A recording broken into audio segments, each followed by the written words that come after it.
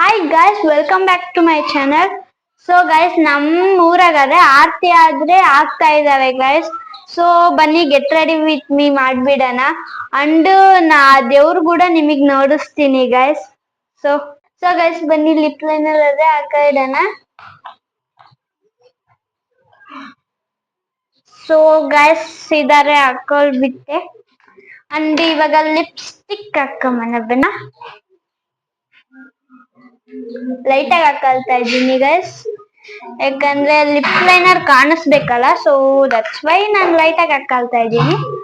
So ಅವಾಗ್ಲೇ guys ನಾನು I shadow mascara ಎಲ್ಲ ಹಾಕೊಳ್ಬಿಟ್ಟೆ.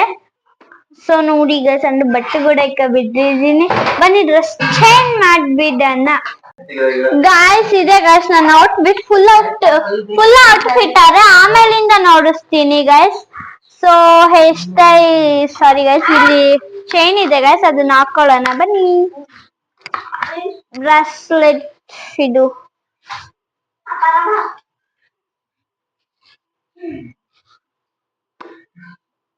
ಅಂಡ್ ಇನ್ನೊಂದು ಕೈಗೆ ವಾಚ್.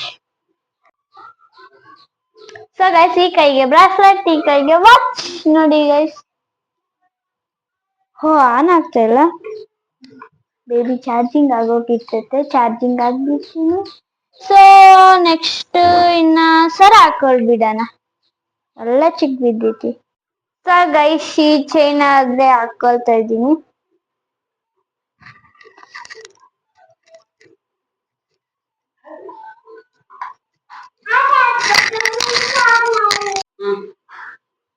ಸೊ ಗೈಸ್, ಮೈಕ್ ಅರೆ ತೆಗ್ದಾಕಿದ್ದೀನಿ, ಯಾಕಂದ್ರೆ ಇದು ಅದು ಸಿಗಾಕಂತೈತೆ ಗೈಸ್. ಬನ್ನಿ ಹೋಗುದನ.